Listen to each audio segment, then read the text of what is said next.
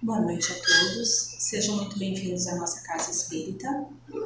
Então, convido a todos para cerrarmos levemente os nossos olhos para iniciarmos com a nossa oração para a noite de hoje. Querido Mestre Jesus, aqui estamos reunidos em vosso nome para mais uma noite de estudos e reflexão do teu Evangelho.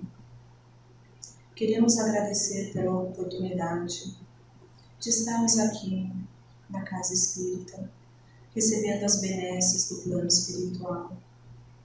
Que possamos, nesses 15 minutos em que estaremos ouvindo sobre a reflexão do teu Evangelho, nos desprendermos de quaisquer questões pessoais, materiais, e que possamos ficar concentrados no que estamos ouvindo, percebendo, sentindo as energias salutares que recaem sobre nós, como gotas de luz. E levemos os nossos pensamentos aos nossos mentores, para que eles se façam presentes neste momento, nos amparando, nos protegendo. E queremos pedir a proteção para a noite de estudos, a proteção para os nossos familiares e amigos, e que possamos sair daqui melhores do que aqui quando chegamos. Gratos somos, Senhor, e que assim seja. Então, boa noite a todos. Meu nome é Valéria. E para a noite de hoje, para o nosso estudo do Evangelho de Jesus, o nosso tema é Bênção de Deus. É o tema escolhido pela nossa casa para esse mês, do livro chamado Livro da Esperança, psicografia do Emmanuel, está à venda na nossa biblioteca, do Chico. E ele foi escrito, psicografado, em 1964, no ano centenário da publicação do Evangelho segundo o Espiritismo. E vem o capítulo que eu vou estudar é Bênção de Deus, mas todo ele, o Emmanuel na introdução, ele traz palavras significativas dizendo que é um mero trabalho, né? Ele sempre se coloca nessa posição humilde de trazer um lenitivo para nós. E se a gente parar para pensar em 1964, qual era o período que estávamos vivendo? Não difere muito de hoje, né? A gente vive um momento de turbulência e nada melhor do que trazermos esperança, né? O esperar com amor e sabendo que temos as bênçãos de Deus. Então, para o estudo de hoje, ele nos convida justamente a pensarmos nisso. O quão somos abençoados por Deus nas pequenas coisas, nos pequenos gestos. E a gente não se dá conta. A gente vai se dar conta quando a gente perde a saúde, quando a gente perde o emprego, quando a gente perde um familiar, quando a gente perde. Mas a gente esquece de que a gente é abençoado quando a gente recebe. E quando a gente recebe, a gente não se dá conta, né? A gente recebe um sorriso, um abraço. A coisa melhor do que chegar no trabalho e ter aquele bom dia, né, dos amigos bem empolgados, às vezes a gente se assusta. Essas são as pequenas bênçãos de Deus. O nosso animalzinho que nos acolhe já com um sorriso, né, aquele balançando o rabinho, os nossos filhos com um bom dia, um abraço. Somos abençoados todos os dias. Então vamos para os nossos estudos hoje. Então ele traz assim, no Livro da Esperança, porque segundo Jesus, ele diz: aquele que me segue não anda em trevas. Faz sentido, né? E como que a gente segue Jesus? É no dia a dia. E muitas vezes a gente lembra dele quando algo está para acontecer e que a gente se angustia. E a gente lembra, poxa, preciso fazer uma oração. Mas lembra daquela passagem que é bem antiga, né? Pegadas na areia, que a pessoa, né, reclama que Jesus o abandonou, que ele estava só. A mensagem é linda, longa. E quando ele está lá no final, caminhando na praia, ele vê uma pegada só. E aí Jesus fala, meu filho, enquanto estavas em sofrimento, eu te carregava no colo. Aquelas pegadas eram minhas, não eram tuas, né? Então Jesus está sempre conosco.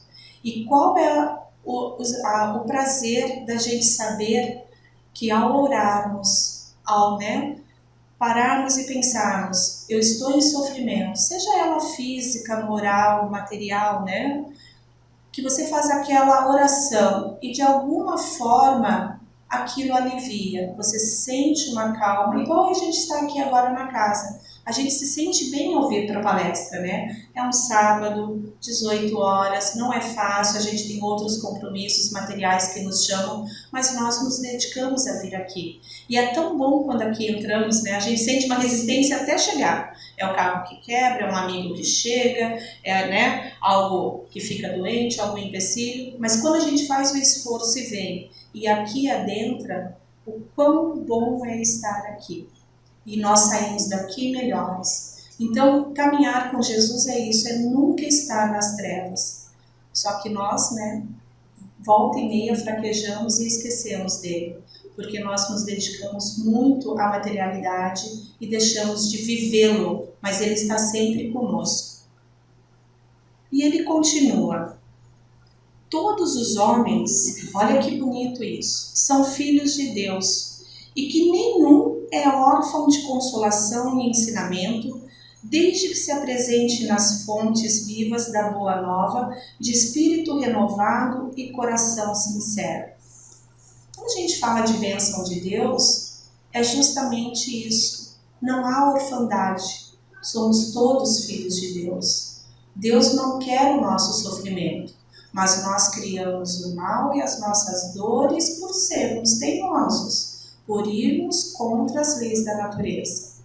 A lei da natureza está aí, sábia, para todos seguirmos. O bem, ele é natural, mas nós, com as nossas imperfeições, principalmente o orgulho e o egoísmo, o que nós fazemos? Nós infringimos as leis de Deus e, consequentemente, acabamos a atrair o sofrimento para nós.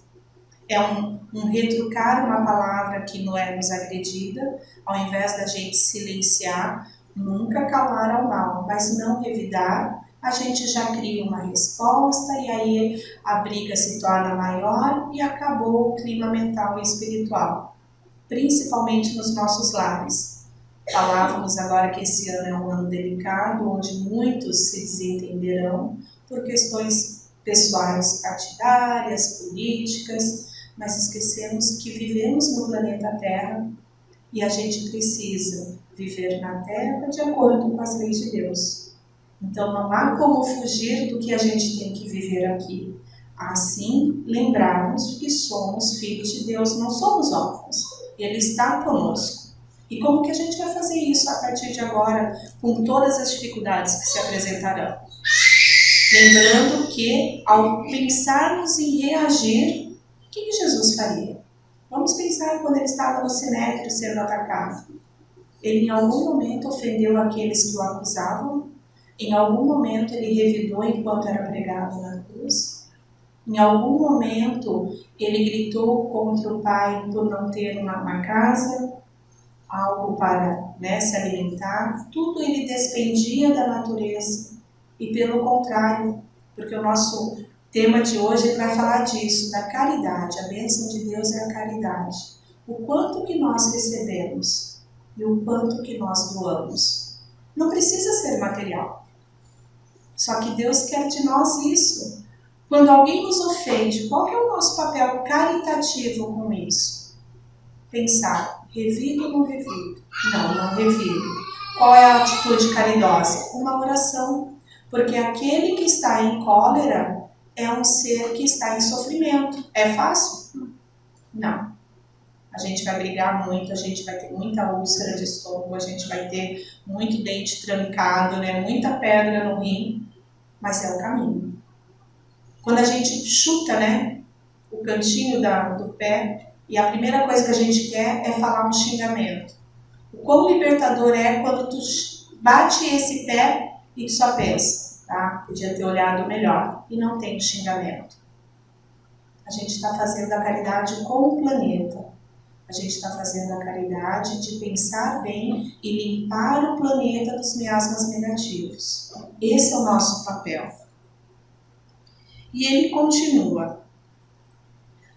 Quando ele traz esse ensinamento, ele fala: assim toda árvore boa produz bons frutos. Está em Mateus, no capítulo 7, versículo 17. Quem seria uma árvore? Somos nós. E se nós somos bons, que frutos bons nós vamos produzir? Nós somos co-criadores de Deus na Terra. É pesado isso, né? Nós co-criamos com Deus. E qual que é o nosso papel? O que de bom a gente pode criar? Eu sempre falo para os meus estudantes, né, que a palavra, ela afeta, já tem estudos disso, retomando agora as aulas, falando para eles, as moléculas de água, elas se desestruturam com palavras menos dignas, com xingamentos, com músicas tóxicas. Estou vendo alguns rostos jovens aqui, né? Nem todas as músicas são boas. Então, com livros ruins, né, de literatura baixa, com filmes, tudo se estrutura. Só que o nosso organismo é 70%, né, formado de água. Como que a gente vai ter saúde se a gente não tem bons pensamentos? Se a gente não ouve uma boa música? Se a gente não lê um bom livro? E se principalmente a gente não fala com bondade? Imagina o quanto a gente desestrutura o nosso organismo no momento da raiva.